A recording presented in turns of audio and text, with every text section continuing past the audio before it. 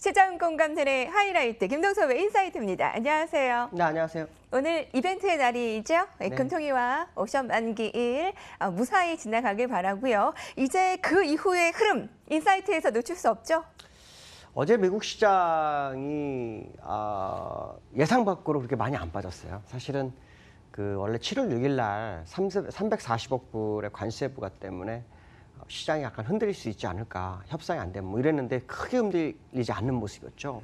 그런 다음에 2천억 달러, 하나로 223조 정도 된다고 합니다. 이 관세 폭탄 얘기가 나오면서 어저께 미국장이 시간 외에서 S&P 500하고 나스닥 선물이 거의 1% 넘게 빠졌었거든요. 그래서 오늘 미국장이 굉장히 많이 빠지는 거 아닌가라는 생각했는데 굉장히 선방을 했습니다. 나스닥 S&P 선물은 시간외보다 선방을 했고요.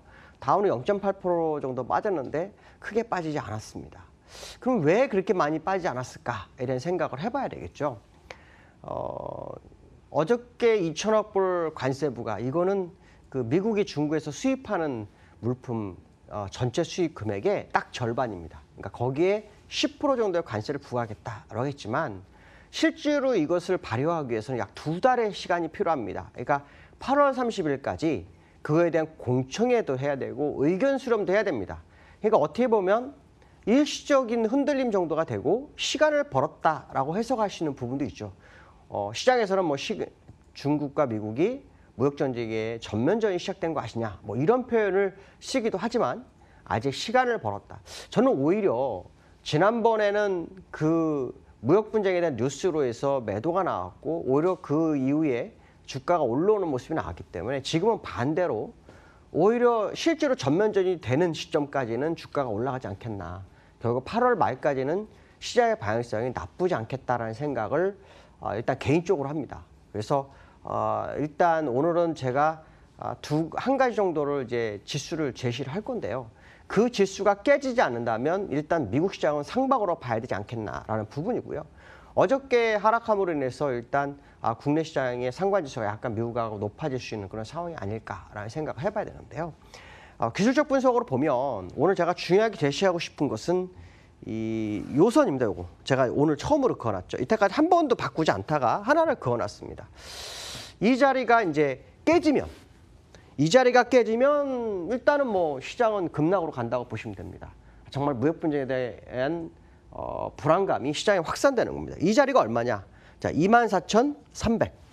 자, 24,300 정도가 정확하게 잡힙니다. 그래서 24,300이 종가상으로 깨지면 일단 시장은 위험한 겁니다. 그러나 현재 상황으로 봤을 때 왜 그 자리를 정했냐라고 물어보신다면 기술적으로 이 과거의 차트에서 나옵니다.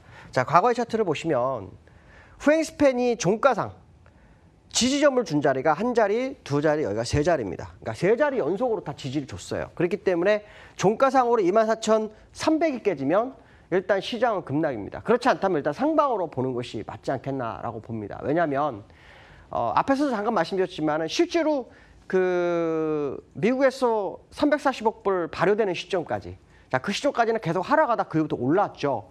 그러면 지금 무역 분쟁이 새로운 어떤 2천억 불이 된 건 8월 30일이라고 한다면 그 전에 벌써 한 번 그 충격을 받았기 때문에 이제는 그 충격이 아니라 오히려 기대치가 발현될 수 있다. 그렇다면 미국 시장의 상승 가능성을 제기해 본다라고 보죠. 자, 그렇기 때문에 전제적으로 24,300이 안 깨진 선에서 홀딩을 한다면 어쩌면 예상 밖의 정고점을 볼 수도 있겠다. 제가 아마 미국 시장 예전부터 얘기했을 거예요. 쌍봉이 아닌 상태에서 흐른다? 이건 말이 안 된다라는 얘기를 많이 했었는데 일단 상방으로 다시 열고요. 여는 대신에 24,300이 무너지면 일단 상방은 닫습니다.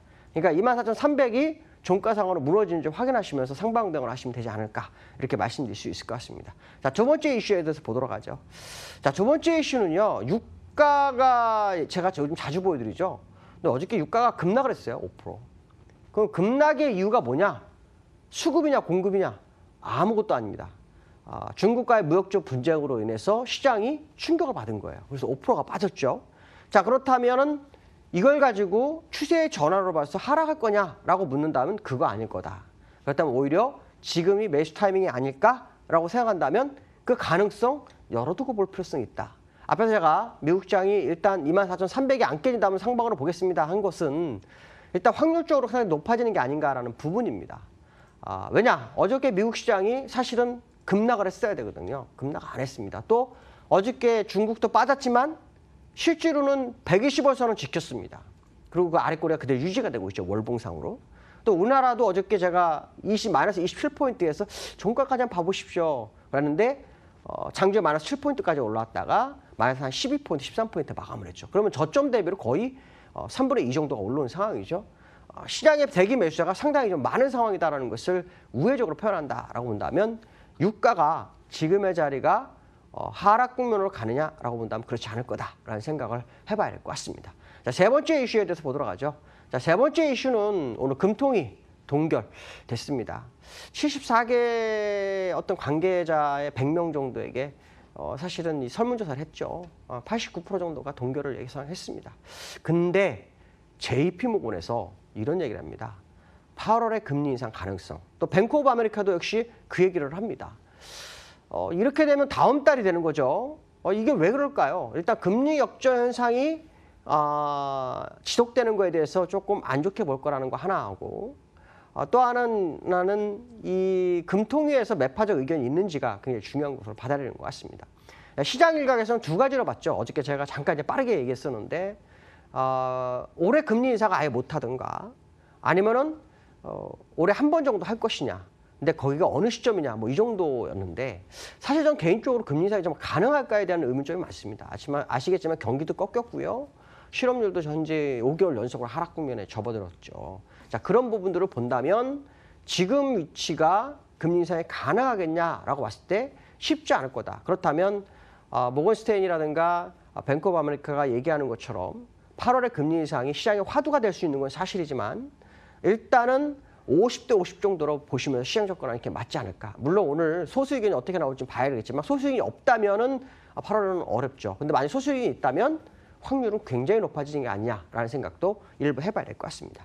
자, 국내 시장을 오늘 옵션 만기죠. 그래서 일단 그 옵션 만기 포지션 어저께 지난번에 제가 화요일 날 잠깐 307까지 열렸다 그런 얘기를 해줬어요. 근데 사실은 그때는 뭐냐면 이 만기주에는 금방금방 변합니다.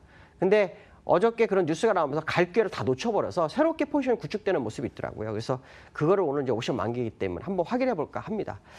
일단 누적으로 보니까요. 그 295 보시면은 지금 295 정도가 요 자리입니다. 요 자리가 지금 현재 등가기죠. 이게 이제 2286인데 여기에 포지션을 보면은 누적으로 봤을 때 기관이 매수를 했고요. 외국인이 그 자리를 매도를 했습니다. 그러니까 현재 상황을 본다 그러면은 기관이 295콜을 결제를 시키고 싶은 생각이 있죠. 근데 현재 지수를 보면은 거의 와 있는 상태입니다. 그래서 현재 오늘 당일에 그 누적을 한번 볼까요? 당일의 누적을 보면 295콜이고 297이 매도입니다. 그럼 297이 왜 매도했냐? 이익 실현을 했다라고 본다면 현재 이 정도 선에서의 마감 가능성 아니 295를 더 수익을 주기 위한 콜을 주기 위한 그런 방향이 나오지 않을까 이런 생각을 한번 해봐야 될 것 같습니다. 오늘 여기까지 하겠습니다. 감사합니다. 네, 김동섭의 인사이트를 끝으로 오늘 저희가 준비한 소식 여기까지입니다. 주식, 채권, 외환시장 모두 다 불안한 건 아니라는 게 중론입니다. 주식시장에서 빠져나간 것 그 이상으로 채권시장에서 들어왔다는 것도 눈여겨볼 만하고요. 저희 여기서 마무리 지을게요. 내일 이 시간 다시 함께하겠습니다. 고맙습니다.